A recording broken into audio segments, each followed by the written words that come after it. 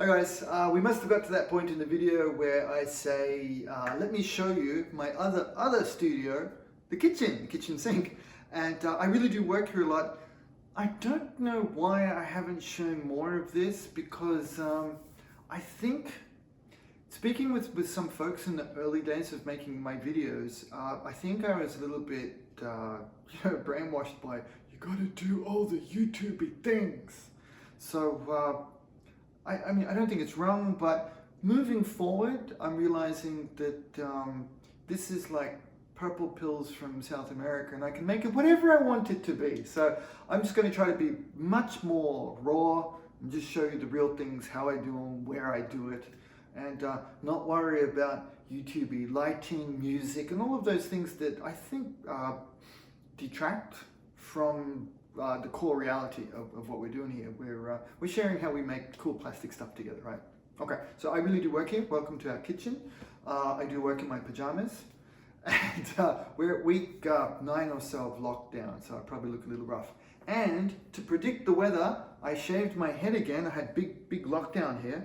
I shaved my head again, and then instantly it dropped like 10-15 degrees Celsius, and it's freezing now. Way to go. Alrighty, so I'm working on this one, the Nixe, and I wanted to show you how some of the steps I use for cleaning it up. As I probably mentioned earlier, I wanted to mention that a good friend made this for me, but there are a couple of things that weren't quite to my liking, which gave me the opportunity to share with you how I do it. Okay, for a session like this, I put kitchen paper down because it's not so much that the water's bad, but the dust from the Tamiya Basic putty, it leaves residue behind, and you just don't want your family to deal with that. As you can see, I'm about 50% through this tube of Tamiya Basic putty. Now here's the real story. I never get to finish them. It's already getting a little bit too hard and stiff. It's getting difficult to get out of the tube. So that's probably why I'm a little heavier than I really should be. That's that reason. It's my excuse, and I'm sticking with it. I'm going to just work with 2 basic tools. That's one of the things I was talking about with dealing with YouTubey stuff. You feel like you got to show all the pro stuff, but no, you don't. So this is one of these God hand things, and it's got a sanding cloth on it. It was, I think they're both 240 actually. Yeah. So the sanding foam is 240, but worn. So it's probably about 600 grit now, I would imagine. Same here. This one, the cloth itself is 240, but after you've used it a fair bit, I really beat it up on the jester. Hey, in these future videos, I'm probably going to call the poor jester Jeggin so many times. Just bear with me, okay? I'm old and fragile. But so this one, yeah, I'd also say it's probably about 400 in spots, about 600. And here's some examples of ones that I have cleaned off. There was a bit of like a ghost seam. That's the plastic color in the background there, that lovely Middlestone sort of color. That's cleaned off really well. Now, this is perfect. Yep, I can show you. See the lighting? This is one side of the kitchen and my, what's the name? My little studio space for editing the videos. I like to use this lighting because it's coming in the morning from this angle. So even though I've got the bright lighting in the studio for seeing details up close, I like this sideways lighting. You can also see I've got a bit of lighting coming in this direction from open windows on the far side.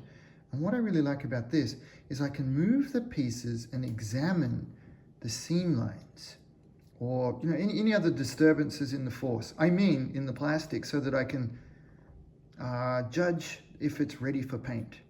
Because, yeah, it's okay to keep adding the primer and surfaces to check if it's okay. But sometimes, just the clean plastic is good enough. I kind of like how it looks too. Here's another piece that's kind of cleaned up in a few spots. And I can see how it looks like that. Still a bit rough in a couple of places. So, the couple of things, right? These are more water durable, the foams. This one, so the stainless steel is very water durable. It's fantastic. The cloth itself is really good, but you need to supply your own adhesive. And I'm using like dollar store type Yomen tape. Double-sided tape. Thank you, Tom. Don't you love it in the videos that my lovely wife from Tokyo is more English capable than me? Yep, I said it. So the trouble is, if you get these too wet, the tape comes away, not the actual, nothing to do with the actual goddamn product. So just don't get these too wet. These ones can swim in it. So I'll show you how I do that. So come over here to the sink, please. Everyone come with me. Now here in the sink, this is like the best $2 I ever invested in, right? Because look at the size of these. If you drop pieces down there, oh, the horror, right? But this one, boom. I mean, you could still drop very small things in, but it's better than nothing, right? I get a little bit of water out on my finger, and I just wet the top of it. It's enough, right? It's enough. And then, with the light, I'll start moving this backwards and forwards to start abrading the heavier stuff. Like I said, it is way too thick, but gosh, it is but the work of a moment, sir. It comes off super quick. See what I mean? Then you start getting this stuff everywhere. I mean, yeah, you can do Q-tip with thinner and things like that, but you know, Uncle Linc ain't got time for that. So I do this, and then I let it flow off like that. And you can see just a little bit of water. And also, check this out, back to the kitchen paper, and so there's a little bit of lag with the camera. Tomoe doesn't believe that I'm actually moving. And then I place them down like this, just real quick, and boom, then I'm back to work. And seriously, the process can be about that fast. And just gradually work it back. You can feel the friction, but just be careful not to go too hard into the plastics. Once it gets down to a low level like that, I'll back off. And that came off really quick. Now this putty has been left overnight, so it's as cured as this stuff can get. There's a bit of a smell though, which makes me suspicious, but if I get something wrong, I just won't show you to keep my aloof, get everything right. No, of course I won't do that. If there's anything wrong, I'll show you. Wipe off. I think we're almost ready for the foam. So going straight on with the foam, these ones I'm not as precious with the water. I like the foams because they deform to the shape. I don't need to be as mindful, and I can kind of switch off here. And think about the various ways that people have wronged me in the world. I'm so kidding. No, this is great. I really enjoyed doing this. That's why now that I don't have to do some of that shill work for Hobbyco, I'm so happy making cool stuff again. It's like, oh, that's right. I love doing this. I love making cool stuff. That's right. So if I sound much happier in the videos from now on, you know why. I can't stand doing shill work for retail. It's just the worst. Okay, that's good to go. That is ready. That's done.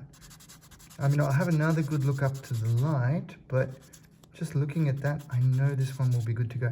Now, because I'll be combination hand brushing, airbrushing this in with... There you go, Nate. Another patrol went past.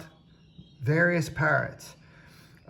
Because I'm going to be using lacquers with this, if there are any sneaky seams afterwards, I'll show you how I fix them on their own, because I got a feeling there might be one or two on this project. As you can see, there was I basically had to redo all of these. There was enough of a seam visible. Again, no, my friend got it close enough for me. So this is basically me doing that last 2%, because I just know from experience that these Maschinen Krieger kits, you've got to get the leg seams right.